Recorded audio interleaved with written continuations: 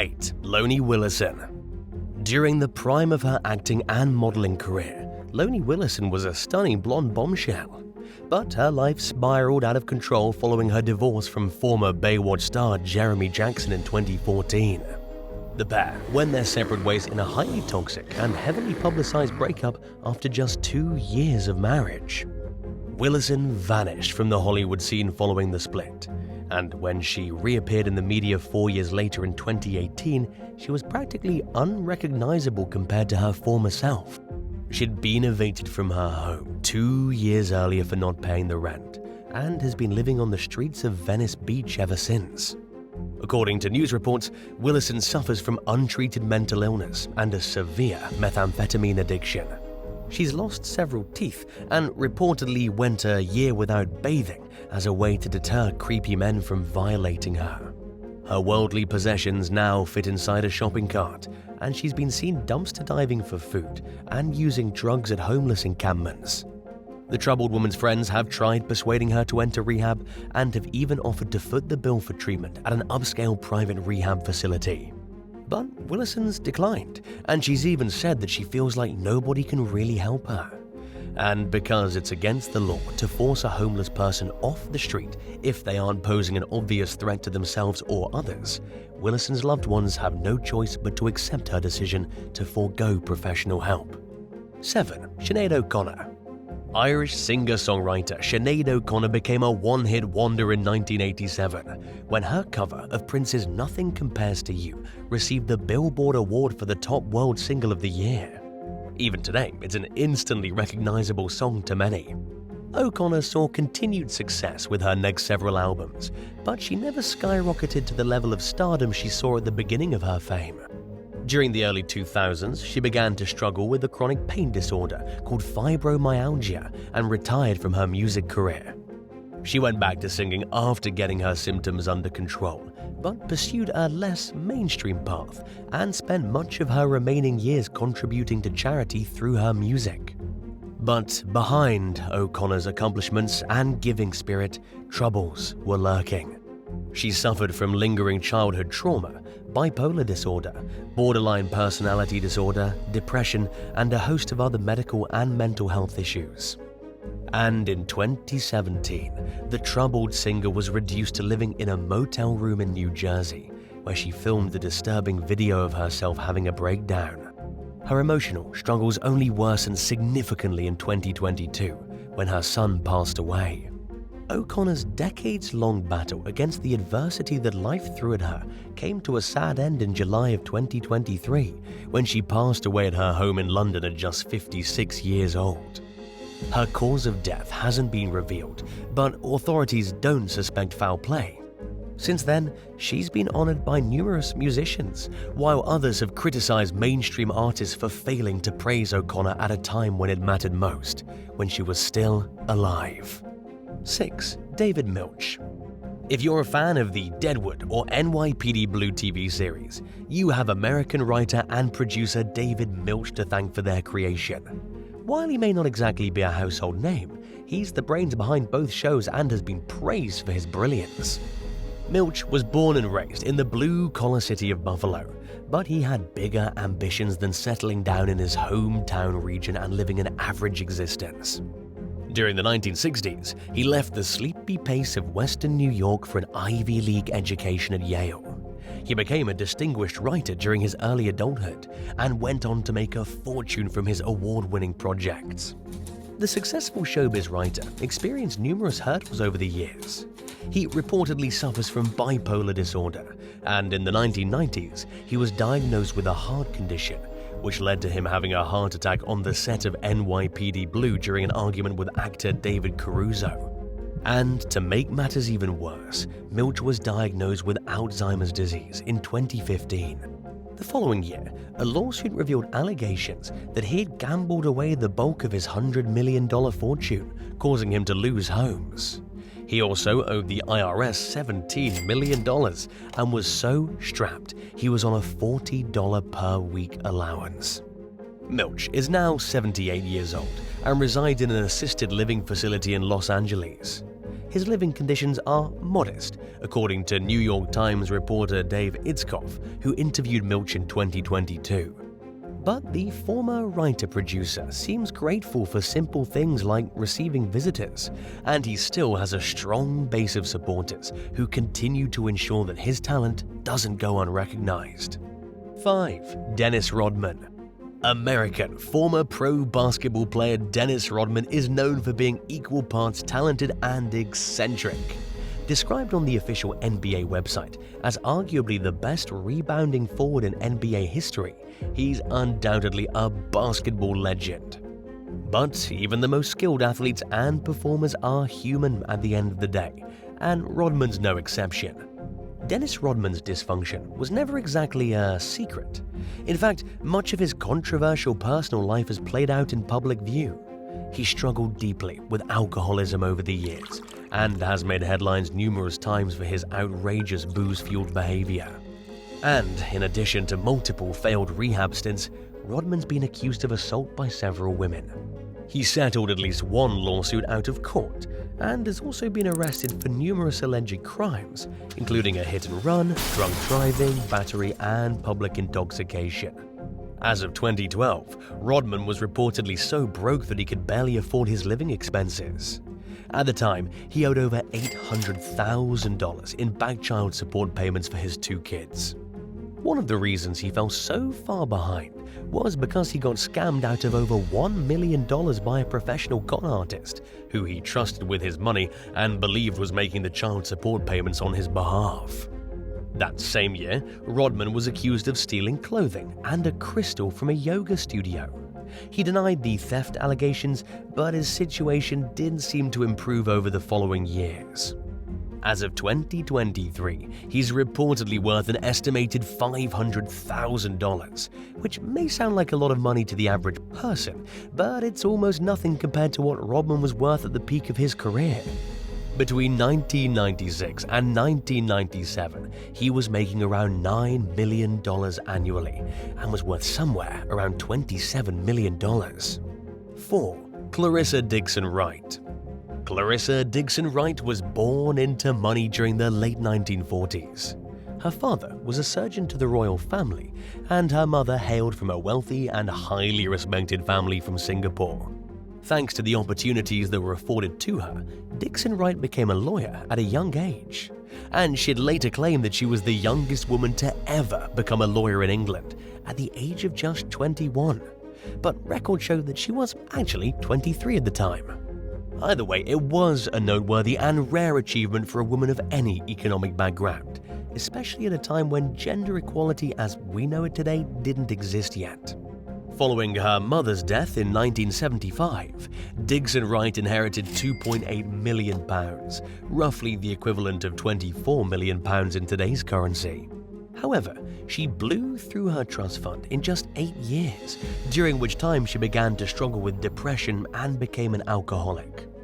The troubled heiress was also a gambling addict with a penchant for dropping large sums of cash on private jets and yachts.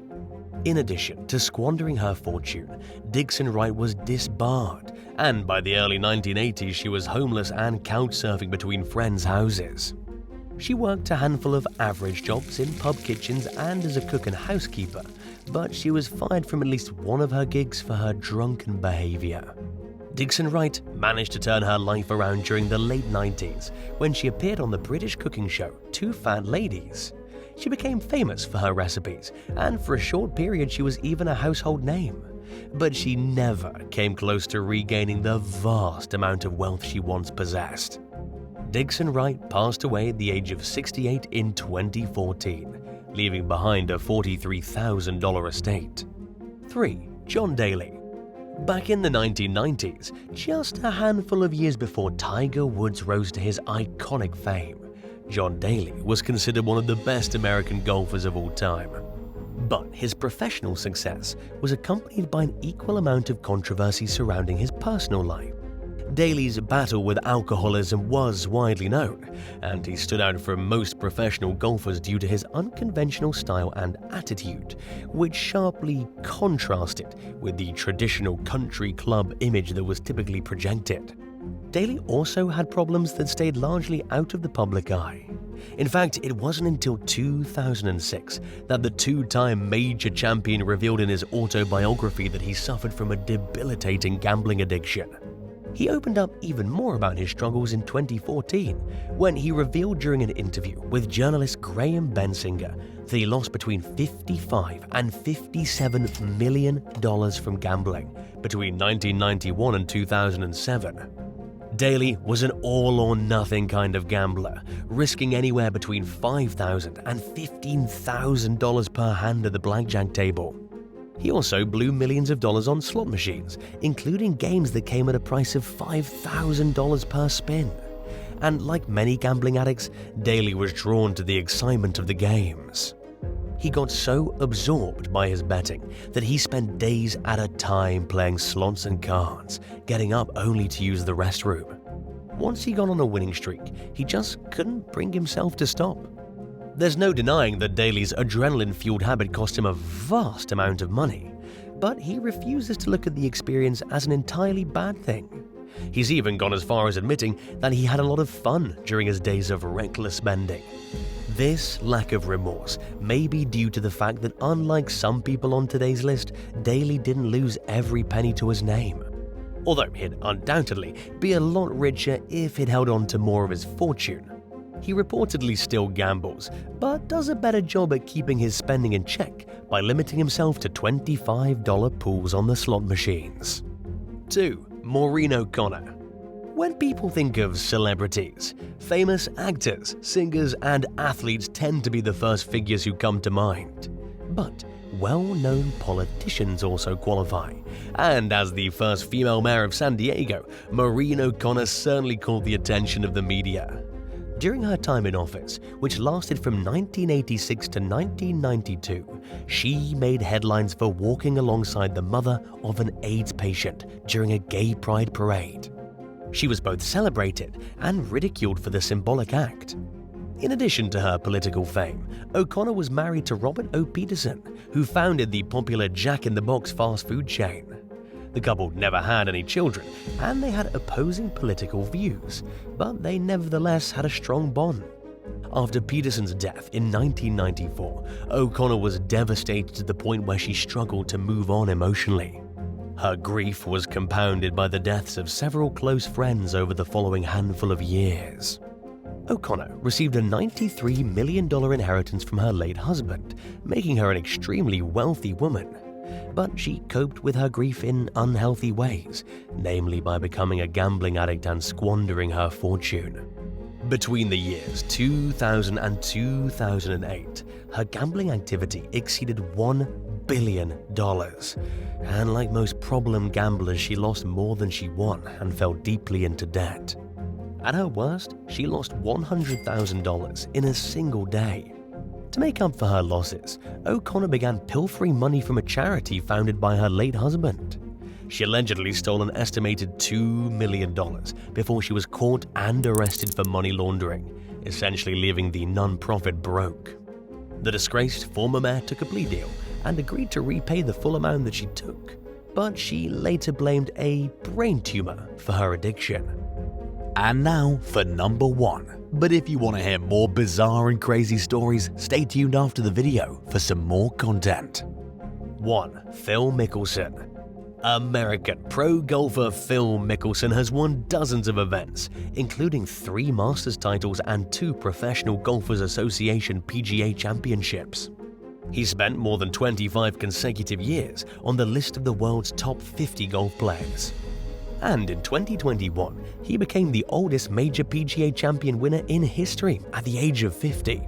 But Mickelson has also made headlines in recent years for less respectable reasons, including an alleged gambling habit that's cost him more than $100 million.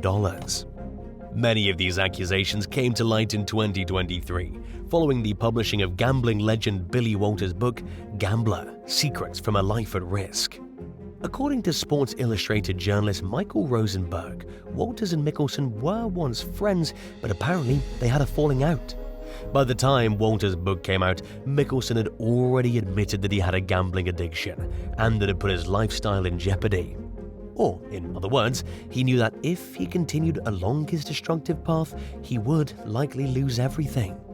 Walter's allegations were nevertheless surprising to readers, who were shocked to read that Mickelson devoted huge amounts of time to following and betting on Major League Baseball. He also supposedly tried to place single bets as high as $400,000. There's no doubt that Mickelson's gambling habit has impacted his financial situation. But according to Walters, the golfing champion has complained about how the PGA Tour handled his money. Mickelson accused the tour of obnoxious greed and even sued, but he ultimately dropped the case. In his Sports Illustrated piece about Walter's book, Michael Rosenberg pointed out that there's a difference between a person acknowledging that they have a problem, which Mickelson has done, and taking full responsibility for their habit. Mickelson's complaints toward the PGA Tour are enough to make one question whether he's truly taken responsibility or if he's not quite there yet. 10. Ferry Brawl. Complete chaos broke out one evening in 2022 on a ferry that was carrying passengers from Block Island to Narragansett, Rhode Island. It was a holiday weekend in the state, where residents marked the anniversary of the end of World War II with Victory Day. The ferry service was so busy because of this holiday that an unscheduled ferry was added to the itinerary in order to accommodate the crowds. Unlike other boats that day, there was no state troopers stationed on the last-minute ferry. A large fight broke out among the passengers while it was out on the water. Things apparently got so out of control that police caught up to the ferry with a Coast Guard boat and jumped on board to arrest the parties involved. 4 law enforcement agencies ultimately responded to the scene to get the altercation under control, and 2 people were hospitalized with injuries. It was unclear what started the massive fight, but it's likely safe to assume that overcrowding was a factor. After all, it takes very little for a disagreement to escalate into blows in a stressful environment. But the 7 suspects who were arrested in connection with the fight were uncooperative, according to the police, giving them little to go on when it came to getting to the bottom of the situation. 5 men were charged with disorderly conduct, while a 20-year-old woman was hit with a weapons-related charge for allegedly carrying a knife. Another woman faced 1 count of obstructing an officer in the execution of duty. Defendant Cassandra Lori maintained her innocence, telling local station WPRI that she was on an upper level of the ferry when the fight broke out. She rushed to the lower level because she wanted to get off the boat as soon as possible. Lori claimed that she and a man next to her were innocent bystanders, and that she thinks police arrested her because she couldn't answer their questions. She's accused of accepting a shank from another passenger and then throwing it into the water. Other defendants have their own versions of what happened, but at the moment, the cases appear to be ongoing. 9. Valerie Gonzalez. 32-year-old Valerie Gonzalez had been drinking all day when she boarded a Las Vegas-bound JetBlue flight at Florida's Fort Lauderdale-Hollywood Airport in 2019. When she realized she was seated near a 3-year-old, she allegedly threw an unhinged tantrum. As the woman droned on with her expletive-filled tirade, fellow passengers began pulling out their phones to record the woman's inappropriate outburst. At one point in the footage, the little girl's mother can be heard asking if someone just spat on her daughter. Gonzalez replied yes, at which point she appeared to notice that she was being filmed.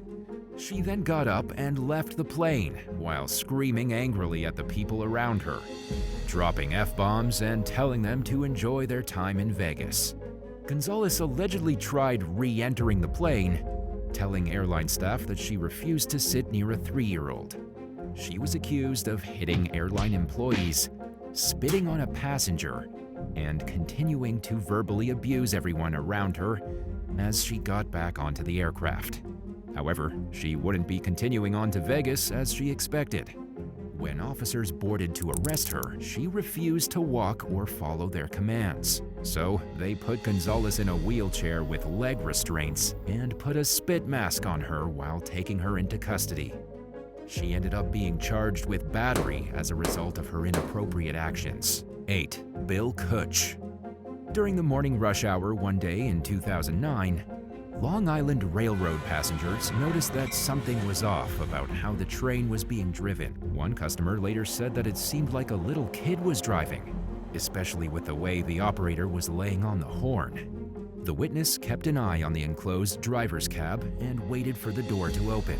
When it did, they saw the driver, 40-year-old Ronald Cabrera, standing away from the controls, meaning someone else was operating the train. That someone was later identified as Bill Kutch, a regular passenger who was on friendly terms with the employees. He allegedly bragged about driving the train after returning to his seat, but nobody seemed impressed, including law enforcement. Kutch and Cabrera were indicated for felony reckless endangerment, and Cabrera faced an additional charge for official misconduct. In court, Cabrera claimed that he led Kutch, a court stenographer, into the cab because he wanted free legal advice about his recent divorce. He pleaded guilty to one misdemeanor count of official misconduct and was sentenced to community service. He was also fired from his job, but appealed the decision, and the transit board recommended that he be considered for an entry-level position, but that he should never be allowed to drive a train again. The case against Kutch was ultimately dropped due to a lack of evidence that he was actually operating the train.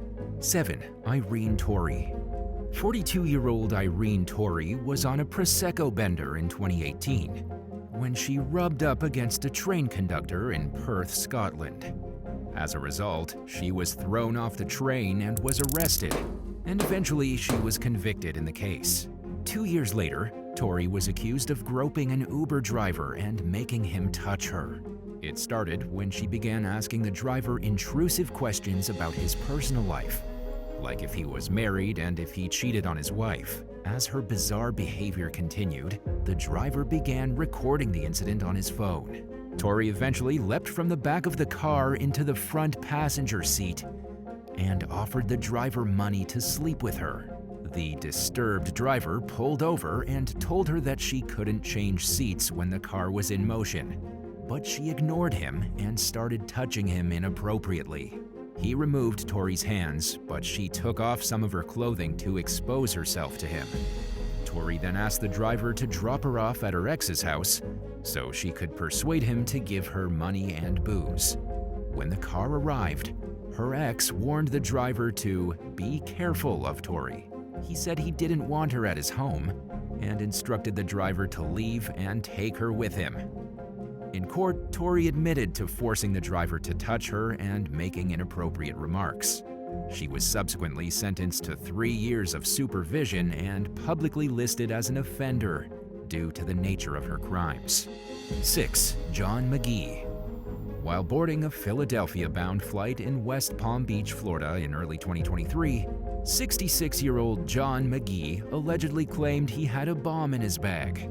A witness later described seeing the suspect on the jet bridge, repeatedly slamming his luggage on the floor while making the bomb threat and saying, "You don't know what you're in for." In response, law enforcement rushed to the scene. Flights were grounded and the terminal was evacuated and shut down, leaving many passengers sitting in planes on the tarmac while others were deplaned without explanation.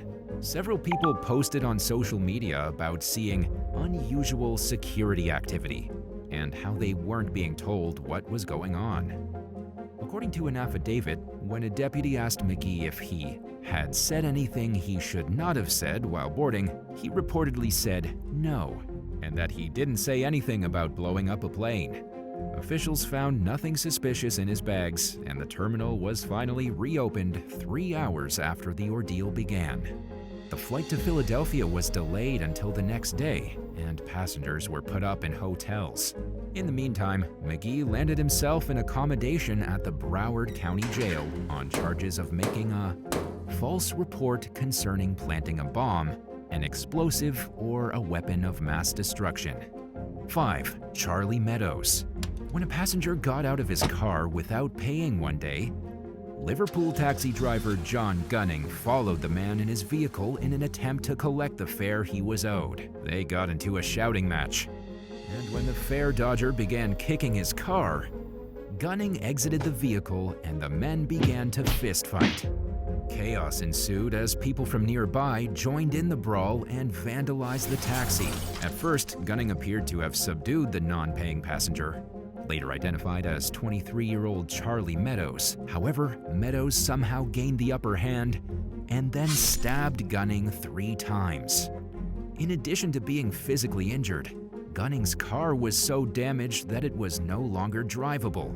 Police arrested Meadows, whose defense attorney, Peter Killen, argued in court that his client was drunk and was going through personal issues at the time of the incident. He insisted Meadows was deeply remorseful for his behavior and that he'd made a lot of progress straightening his life out while in prison, awaiting the outcome of the case. Meadows pleaded guilty to several charges stemming from the fight with Gunning and another incident, including wounding with intent, possession of a bladed weapon, and trying to take drugs into prison. In the end, he was sentenced to more than 6 years in prison. 4. Heidi McKenna. During a flight from Las Vegas to Portland, Oregon in 2016, a 19-year-old woman sitting in an otherwise empty row was joined by a drunk lady who sat down in the seat right next to hers. The sloshed stranger tried forcing the teen to drink alcohol, then repeatedly touched her inappropriately. She licked the victim's ear, straddled her, touched her chest repeatedly, and made explicit comments. When the victim pushed the woman off of her, she called the 19-year-old poor. Airline staff moved the drunk woman, later identified as Heidi McKenna, and kept her away from the victim for the rest of the flight. Upon landing, McKenna was federally charged with abusive contact. She pleaded guilty to the reduced charge of assault with intent to commit a felony and was sentenced to 8 months of house arrest, along with 3 years of probation. McKenna's male fiancé reportedly told authorities that she can't metabolize alcohol and that the behavior she showed on the plane is the type of thing that happens when she drinks. By then, she already had 2 DWI convictions under her belt, and her problems with alcohol seemed to have continued after the airplane incident. After one court hearing several months before the case was concluded, she was allegedly found passed out in a bar. According to her lawyer, she went to rehab and was working to get her life on track. McKenna didn't say anything at her sentencing, but wrote an apology to the victim. The 19-year-old planned to read a statement, but was so traumatized that her grandmother had to read it for her. 3. Racist cab rider. When a passenger got into the front seat of a taxi in Birmingham, England one day in 2020, driver Abid Mustafa asked the man to sit in the back due to COVID-19 safety policies. This allegedly made the passenger irrationally angry, and he erupted into a racist tirade. Mustafa pulled over and warned the rider that his behavior wouldn't be tolerated. The passenger agreed to stop, but as soon as they were back on the road, the man launched right back into an aggressive rant. At the end of the ride, Mustafa started recording the disturbing behavior and threatened to post the video on social media. In the clip, the irate rider could be heard reminding Mustafa that they were in England and threatening to blow him out of the effing water. Mustafa calmly told the man that if he posted the video online, a lot of people would see how he was acting. The man said he didn't give a flying you-know-what and continued rambling, finally exiting the car after Mustafa politely threatened to start charging a waiting fare. He was later arrested, and Mustafa was praised for his calm and patient response to the out-of-control passenger. Racist treatment toward taxi drivers is an ongoing problem in England's West Midlands region, according to Mustafa. He said that he hoped footage of the incident would prompt local officials to have security cameras installed in taxi cabs, which he thinks would majorly reduce abuse toward drivers. 2. Bus passengers' abusive tirade. In late 2019, footage of a disturbing attack on a bus driver in Vancouver, Canada, appeared on social media and quickly went viral. Recorded by a passenger, the footage showed a man violently kicking the bus doors and allegedly spitting on the driver before exiting. The driver had repeatedly asked the man to step back behind a red line into the passenger area, but he kept crossing it.